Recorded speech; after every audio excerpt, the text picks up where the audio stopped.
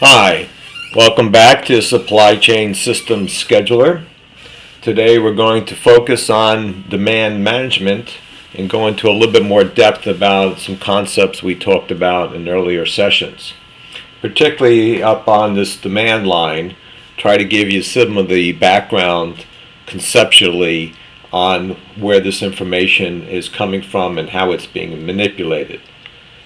So in a pictorial way, we'll shift over from the Excel to PowerPoint and look at some concepts there. The first one is the idea of fences, that we're going to use different logic inside those fences, outside, and in between the fences. So the first fence is called the order fence. Inside the order fence, we're exclusively looking at customer orders as our demand driver. Between the order fence and the forecast fence, we're looking at logic, which is greater than logic. Are the orders greater than the forecast, or the forecast greater than the orders? Outside of the forecast fence, it's exclusively forecast. And the reason being for that is that we haven't actually received the orders out that far in time, and the only demand driver that makes any sense or has any value are just the forecasts that are available. But even as a strategy, I want you to think in terms of, we're going to try to have 3 steps in how we're going to schedule our production. The first one, which I refer to as the react phase, is that we're only going to react to customer orders that would cause us to want to change the schedule. We wouldn't change the schedule within the near term just because of forecasts. We would only change it because of customer orders, probably only for our A customers if there was a real urgency to it. Or in the case of the airline industry, plane on the ground, they would interrupt their production in, let's say, making their wings, just to be able to make sure they had a part that was needed for an aircraft that couldn't fly anymore. So there are some reasons why you would interrupt the schedule if you were in that situation. The second one is rebuilding our safety stocks. So our first priority is reacting to orders. The second one is rebuilding safety stocks, where we're jeopardizing our customer service level if there are certain products that are not at high enough inventory levels that could jeopardize our sales if we were exceeding our forecasts or not keeping up with our production on those specific products. What would be the sense of making a product that we had plenty of inventory of over products that were in short supply? So basically, we want to hit those first. And then finally, when we get outside this forecast fence here, here's our opportunity to optimize our lot size, our equal order quantity, our EOQ, and look for opportunities to be much more efficient with our capacity management and our capacity utilization. So this is the general way that now the demand information is lining up with our business strategy. And I would feel like this is fairly generic for most industries that are going to be doing scheduling. Okay, also recognize that we have different demand patterns. Forecasts, whether it be weeks or months, are generally just thought of as flat demand over that period of time. So if this is week, this would be week 1, week 2, week 3, or if this was month, this is month 1, month 2, month 3.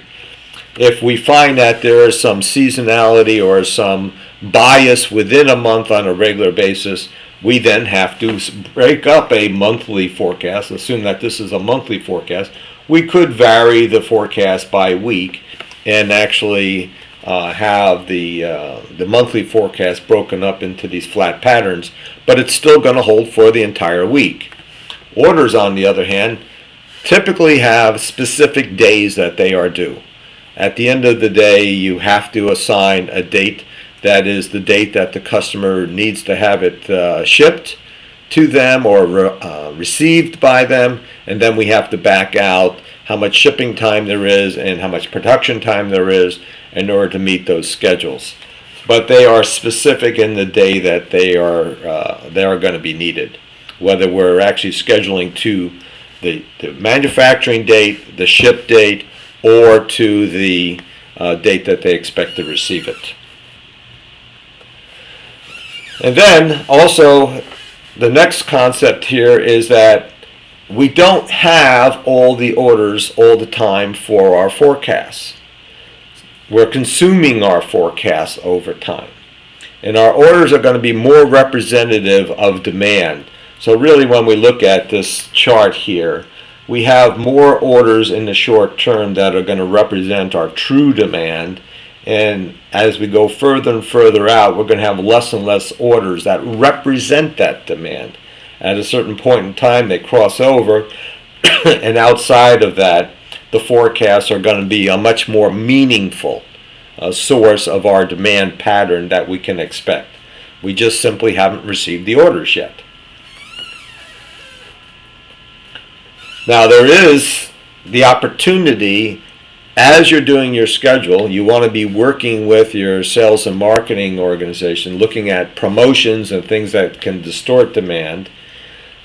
But you have to come up with logic within the software, and you're going to convert this logic on how you're managing your business, where you're doing the same thing as we were before, where we're blending this pattern of very spiky demand from customer orders to our more level demand. And this is the way that the logic works.